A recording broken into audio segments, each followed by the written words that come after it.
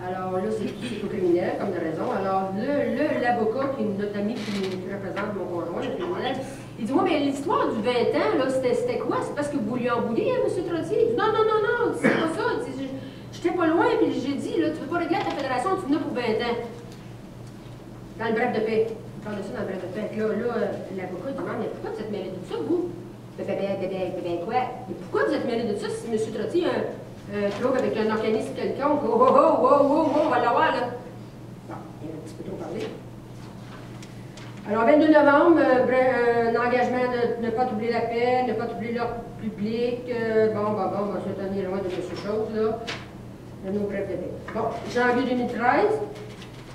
Là, on est allé à la cour pour les amendes. Le 29 janvier, on va se faire à la cour pour les amendes avec la juge Dominique Slater.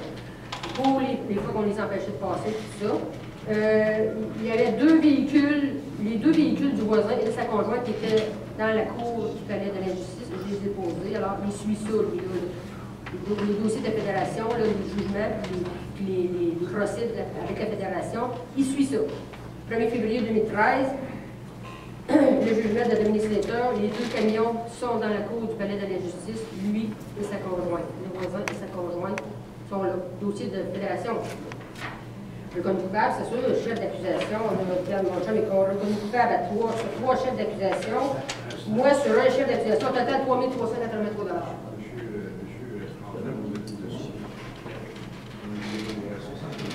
Mais les photos sont pas sorties de la clé.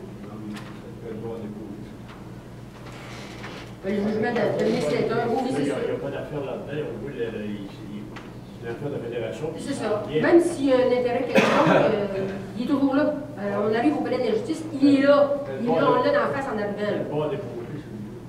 Il va la déposer. Bon, là, après ça, on installe les caméras. Alors là, le 1er mars 2013, ça, 2013, ça a été assez bouleversant.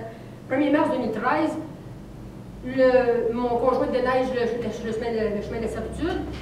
Le voisin, il n'en a pas encore assez. Il va se placer, il va courir pour se placer devant le souffleur. Le souffleur, en arrière de tracteur, c'est dangereux. Alors, il va vouloir empêcher mon conjoint de déneiger la servitude. Il va se sacrer devant le souffleur. Ça aurait pu être tragique. Il aurait pu passer dans le souffleur parce que mon conjoint il a arrêté de faire ça. Et là, c'est le vendredi, le 1er mars, on ne sait pas, mais quand ils vont aller chacun sur notre bord. Bon, ça restait là, mais là, le 5 et le 6 mars, on passe le 5 et le 6 mars, mardi, mercredi d'après, on passe en cours pour la servitude. OK? Ça a duré 2 jours, je joue à la madame. On passe dans le dossier de la servitude, donc le conjoint est là, puis ça. L'avocat du conjoint demande à l'avocat du voisin demande à mon conjoint, mais pourquoi vous ne faites pas affaire avec la fédération? Qu'est-ce que ça vient faire dans le dossier de la servitude? L'avocat du voisin lui demande ça. Pourquoi vous ne faites pas affaire avec la fédération? Mon conjoint répond, on n'a pas affaire avec eux. Là, c'est le 5 et le 6 mars. Alors, le jeudi, là, on a ouvert les valves, là, ça commence à couler. Donc, là, le jeudi soir, on s'aperçoit que il y a de l'eau, les bacs sont pleins d'eau claire, les suites vont commencer. Fait que le vendredi matin, first thing in the morning, vendredi le 8 mars, la journée internationale des femmes. Mon chum s'en va à la cabane avec un petit cousin, puis il commence à allumer ça, puis vous allez voir tantôt que ça bouille, la vapeur, tout ça, il y a de l'eau en masse, puis il faut que ça le fasse. Il est tout seul à connaître ça, là, mon chum. C'est lui qui gère toute la patente, les cabanes à pompage, le gaz, l'eau, puis le sirop, tout ça. Moi, je prépare les chaudrons, puis tout ça, on s'en va à la cabane à sucre pour au moins un mois et demi, certain, parce qu'on est tout le temps là dans le temps des sucres. Là, j'arrive à la cabane, mon petit cousin, je ne vois pas le skidoo à mon chum, je ne vois pas mon chum. Le petit cousin, il dit t'as-tu vu les polices? Police? Quelle police? Il y avait 3 chars de police. Moi, je suis sortie de chez nous pour m'en aller à la cabane, mais les polices sont retournés à la maison. Alors, il y avait 3 chars de police qui sont venus arrêter mon chum, mandat d'arrestation, pour la passe du souffleur de la semaine du vendredi d'avant. Parce que le voisin a fait une plainte au criminel. Alors là, moi, ils sont venus chercher mon chum, là, il est vendredi matin, il est 11h. Là, je panique, là, je ne sais pas quoi faire avec ça. J'appelle notre ami avocat au criminel. J'appelle les polices à la civile. Ah, Mme Brin, c'est pas de problème, votre conjoint il est ici, il n'y a pas de problème. Là, il l'a emmené au poste. Puis après ça, il l'amenait au palais de la justice. Puis là, moi, il fallait que j'aille le chercher à 4 heures. Vendredi après-midi, à 4 heures, avec 500 piastres de caution. Parce que sans ça, il l'amenait à Trois-Rivières jusqu'à la semaine d'après. S'il amène mon chum à la prison, on manque nos sucres. Qui peut bien vouloir qu'on manque nos sucres? Ils savent très bien que si Régent n'est pas là, on manque nos sucres. Puis qui pouvait bien savoir qu'on avait de l'eau à bouillir, puis que c'était le temps des sucres, c'était commencé. Ça prenait quelqu'un qui était proche, parce que dans la Beauce, s'il fait frais, c'est pas commencé encore. Châteauguay, c'est presque fini. À notre coin, il y a quelqu'un qui savait qu'il y avait de l'eau. Qui pensez-vous qui était proche pour savoir qu'il y avait de l'eau à bouillir? Alors là, moi, je panique. Là, je cours partout, il faut que je trouve 500 piastres. Là, il faut que j'appelle du monde, il faut que les compresseurs marchent. J'appelle un ami, j'appelle le beau-père, j'appelle un autre cousin. Il faut que quelqu'un vienne m'aider parce que là, moi, il faut que je vienne chercher mon chum. Parce que là, s'il l'amène là, on est fait à l'os, là. J'ai réussi à trouver 500 piastres. Je suis montée au palais de la justice à 3 heures, parce qu'à 4 heures, c'était fini. Il n'y a pas de juge le vendredi après-midi. J'ai réussi à monter là avec 500 piastres. Puis quand les polices sont descendus mon chum au premier étage, il m'a dit « Tu peux t'en retourner, j'ai plus le droit de passer dans le chemin de cabane. » Alors, je me suis retournée chez nous, seule. Les polices sont venus le nez, parce qu'il y a les polices qui s'en venaient dans la cabane. Il n'y avait plus le droit de passer dans le chemin de cabane. Puis là, avec la plainte qui a été faite, là, il ne peut plus passer. Qu'est-ce qu'il va faire s'il ne veut plus aller passer dans le chemin de cabane pour faire la cabane? Il y a des sucres, il y a juste moi qui dois passer. Là, à partir de là, il faut que je trouve un petit chemin dans le bois, en 4 roues. Ça ne passe pas en tracteur, ça ne passe pas en camion. Il faut qu'il y aille faire ses sucres. Alors, quand il est revenu, quand j'ai réussi à revenir à 4h, 4h30, je vous dis que l'atmosphère était très, très tendue à la cabane. Là, il y avait de l'eau et du sirop qui sortait, c'était pas le temps de niaiser, là. Oublie ça, les émotions, là. Ah ouais, ça sort. On a fini ça à 3h du matin, je pense. OK. Là, après ça, Le cabinet d'avocat fait quoi là-dedans? Pardon? Le cabinet d'avocat qui est censé, là, qui est là. Ah, là, c'est au criminel, ça, là. Oh, mais oui. c'est toujours pour nous empêcher d'aller faire nos sucres, là. Ah oui, ça c'est criminel. Alors là, le dossier de la servitude du chemin de cabane, lui, là, mon chum ne peut plus passer dans le chemin de cabane pour aller à la un avocat quand même, à quelque part, là, pour être capable de... Non, un avocat au criminel, un de nos amis qui est au criminel, c'était criminel. Sans rien donner. Ben, il a réussi à le faire sortir, il dit, je dis, garde, il faut absolument qu'il sorte, les sucres qui ont commencé, il dit, je le sais, fait 3 fois, tu me dis, ben oui, mais garde, qu'est-ce qu'il faut que je fasse, là? Voilà. Il a réussi à, j'ai son numéro personnel, il est obligé d'aller au palais de justice. Le monsieur, c'est lui-même qui est allé se mettre devant le souffleur, c'est Oui. Ben, Oui. mon conjoint a essayé de poser, mais c'était le soir, tout ça, puis la façon qu'il soufflait, à cause de il a sauté devant le souffleur exprès qu'il aurait pu passer dedans, mais pas. Il aurait dû. Le palais Arrête tout Sylvain. Le palais de la justice. Alors là, suite au jugement de la juge Carole Julien, là, moi, je veux contester ça. Alors, je veux contester les amendes. Alors, il faut que je fasse transcrire le procès qui a eu lieu le 29 janvier. Alors, ça va me coûter 484 piastres. Mais là, le jugement qui est sorti le 1er février, la Fédération a fait transcrire le jugement pour prouver qu'on était coupable. Ils ont tout écrit, ils ont fait transcrire le jugement. Alors là, la terre de chez nous s'est emparée de ça, ça n'a pas été long, pour montrer qu'on est des récalcitrants, nous autres. Alors là, ça nous fait une belle réputation.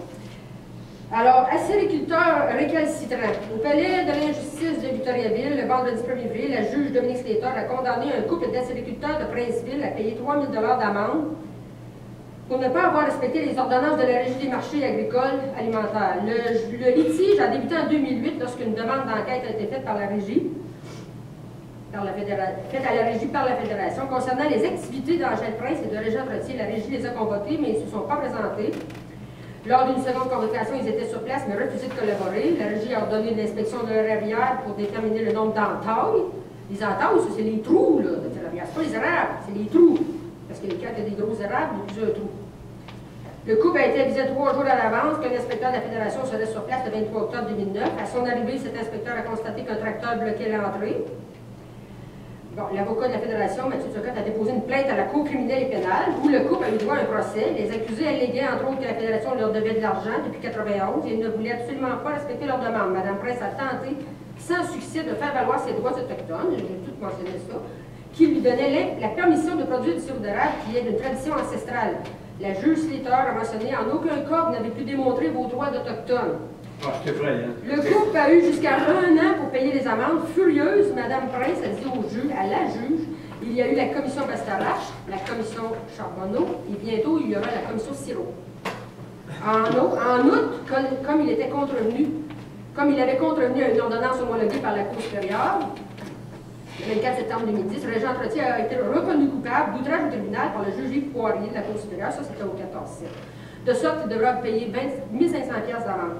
Le couple Trottier-Prince n'est pas au bout de ses peines. La Fédération lui réclame en effet 135 000$, plus les intérêts pour avoir vendu du sirop à Paris en dehors de l'agence de vente entre les années 2005 et 2010. La Régie a pris le dossier à délibérer et il y a plus d'1 an et demi, la Fédération doit faire une autre demande d'enquête concernant ces mêmes agriculteurs. Là, ça c'est local de chez nous, c'est ça? Là, on pense qu'au dépôt récalcitrant, là, on est... Là, ça fait peur aux autres. Donner l'exemple aux autres, c'est ça. Ça fait peur aux autres. La propagande. La propagande, l'intimidation. L'ISS faisait la même chose. Ouais. C'est que déjà en partant, le monde a peur d'avoir peur. Fait que là, ça leur donne une raison comme d'avoir peur. Quand on a une institution financière, comme ça, je comprends, aucune possibilité d'avoir effet à vie. Moi, je vais faire une proposition ici, là, pour le grand jury, si vous l'acceptez. Dans la situation où je suis rendu présentement, je demanderai à Mme Prince, Angèle Prince, de me faire signer une procuration, de façon à ce que je m'engage à payer toutes les dettes qui lui sont réclamées présentement. C'est pas compliqué, j'en prends la responsabilité personnelle. Est-ce que le grand jury accepte la proposition que je fais à Mme Prince aujourd'hui? Effectivement. Donc, à l'unanimité? Oui. Est-ce que madame peut vous offrir sa Et est-ce que madame accepte que je m'engage à payer toutes ses dettes? Puis Jacques-Antoine, il paye très bien ses dettes au gouvernement. Privé. Est-ce qu'elle accepte? Oui. Ça, Bon, mais c'est d'accord. c'est Donc, un engagement privé personnel. vous me rédigez une procuration, même que vous savez qu'il va y avoir un avocat aujourd'hui. C'est possible que Michel puisse signer cette procuration-là. On peut la préparer. Il la signera. On fera signer des membres du jury. Moi, je vais signer aussi la procuration. Et on va envoyer ça à tout le monde à qui ils doivent de l'argent. Puis je m'arrange avec ça. Ça fait l'affaire de tout le monde. Et moi, ça fait mon affaire. Est-ce que tout le monde est d'accord? Mais oui. Bravo. Ouais, hier, on appelle ça le chien. Ici, on a le mandat d'arrestation comme de quoi le 8 de mars, ils sont venus chercher mon chum à cabane. Enlèvement. Je vois police que j'ai pas vu, une chance que je les ai pas vus. Là, il y a un engagement sur le dos. Alors là, il ne peut plus passer dans le cabane, c'est en 2013. Là, il faut que je paye la transcription du procès, 487 $. À août 2013, il y a une plainte anonyme qui a été faite concernant nos petits cousins qui viennent nous aider. Le chômage leur demande combien il y a dans le temps, le réveillère à monsieur... Le chômage. Le chômage, l'assurance chômage. Il y a une plainte anonyme qui a été déposée parce que les petits cousins, ils passent dans le chemin de cabane. Il y a une plainte anonyme qui a été déposée au chômage. Le chômage, les personnes du chômage demandent à nos petits cousins combien il y a dans le taille à l'érablière, M. Château. Je ne sais pas, mais aux deux petits cousins. OK? OK. Là, nous, on a contesté le jugement de l'honorable Marc Paradis dans le dossier de la servitude, comme de quoi qui dit que le chemin, c'est pas à nous autres, mais que le fonds servant, il y a des obligations. Alors, nous, on conteste ça. Claire, l'avocat qui nous a représenté là-dedans, je prépare une procédure concernant la Cour d'appel. À la Cour d'appel à Québec, il y avait 3 juges, la Dominique Julie Dutil, en tout cas, les 3 autres bandits, là, 2 autres bandits. L'avocat du voisin dépose à la Cour d'appel, dans le dossier de la servitude, dépose la jurisprudence, mais entre autres, il dépose le jugement de la Cour d'appel lorsque mon conjoint a demandé la récusation de 2 juges. Madame la juge, moi, je fais des affaires comme ça, je suis rayée du barreau, M. Trottier a demandé la récusation de 2 juges dans la Cour d'appel. Il dépose le dossier, le jugement de la Fédération, dans le dossier de la servitude. Comprenez-vous, là? Le lendemain, c'est ça où, là, c'est barré partout, là, on en a assez, on est enfermés chez nous. Les polices arrivent chez nous, c'est barré partout, tout ce qui sort, je ne sais pas. Ils ont eu une plainte, le voisin, les 2 polices arrivent chez nous pour nous dire qu'on s'était fait voler à la cabane. c'est le voisin qui les a appelés. Le voisin, il est parti du cordon, là, de notre barrière, qui s'en va à la cabane. Il n'avouait pas la cabane à sucre. Pour quelle raison que le voisin, il aurait pu appeler l'autre bénéficiaire de l'eau thérapilière et dire, madame, je pense que vous êtes fait. Il a appelé les polices pour dire qu'on s'était fait voler à la cabane. Le voisin, il a appelé les polices. Alors, on s'en va à la cabane à sucre, comme vous faites, on s'est fait voler du gaz, des canisses, puis en tout cas, on s'est fait voler tout ça qu'il y avait là. Il savait, c'était à celui-là. Ben, Position. je n'accuse pas personne, mais c'est encore pas vrai. Le 5 et 6. Le lundi, le 5 août, on est tous là à la Cour d'appel du Québec. L'avocat, le voisin, sa conjointe, puis son avocat, puis nous deux avec un ami qui nous a accompagnés là. Alors, il savait que tout le monde était là. On va pas à la cabane à tous les jours. On va pas à la cabane à tous les jours dans ce temps-là. Bon, là, un moment donné, en 2013, là, c'est ça, c'est curieux, mais en tout cas, c'est vraiment curieux que ça aille arriver de même. Là, en 2013, là, je réalise, là, que là, M. Doyon, il me fait part encore de ça, que l'article 6 puis le M35, ça s'annule, ça. Alors là, je réalise que là c'est grave, qu'est-ce qui se passe, là. J'ai affaire à un gouvernement, j'ai affaire à une fédération. Et là, c'est parce que j'ai des papiers qui disent que c'est la reine qu'on soit avec l'Assemblée nationale. Écris à la reine, écris à la reine. Dans le notaire, madame, j'avais sorti, mais s'il y a quelque chose qui se passe, vous dites c'est tout au courant de ça, parce que c'est vous qui faites les lois, vous faites des lois qui s'annulent. Puis en plus, là, il n'y a pas personne qui me répond aussi, puis il m'avait déjà répondu, il n'a pas répondu les ministres et tout ça. Elle me dit, ben allez voir mon gouverneur général et ses ministres canadiens. C'est la reine. Pas avec ça. La reine, oui, la reine va répondre. Allez voir mon procureur général. Oui, j'en ai vu. Là, c'est ça. Puis là, le lendemain, on passe en gros pour le dossier des amendes encore. Alors, je lui réponds encore, le 31 octobre, nous devons passer en cours, mais là, je dis, ça marche pas, là, ça marche pas votre affaire, ça doit cesser cette affaire-là. Là. Je qualifie ça comme le plus gros scandale judiciaire du Canada. Il y a deux lois qui s'annulent ici, donc c'est nul, ils n'ont pas aucun pouvoir, eux autres. Elle me répond une deuxième fois, allez voir mon procureur général du Canada. Okay? Le 31 octobre, ben là, on passe en cours pour les servitudes. L'honorable Denis Jacques va nous transférer encore plus loin, là. Le 11 novembre 2013, c'est ça, la reine me réécrit comme de quoi qu'elle voir mon procureur général. Le décembre 2013, ça finit bien l'année, bien là, on a encore des harcèlements de la part des fédérations, des syndicats de la Fédération des producteurs acélicoles, des producteurs, une demande d'enquête encore, il y avoir des contraventions, puis ils n'entendent aucunement abandonner leur recours, puis faire valoir le droit, puis un règlement d'ici le 31 janvier. Fait que là, on a un mois et demi pour régler avec eux autres, la Fédération. Là, ici, février 2014, ben là, celle-là n'est pas payée pas en tout. On reçoit une grosse brique par huissier. Là, ils ont changé de huissier parce que l'autre devait être pas assez efficace. Hein. Lui, il a mis ça dans notre boîte à mal. C'est un huissier de Trois-Rivières signé à l'encre bleue. Là, on regarde ça de tous nos contrats, tous les jugements, tous les contrats de la terre. Il rajoute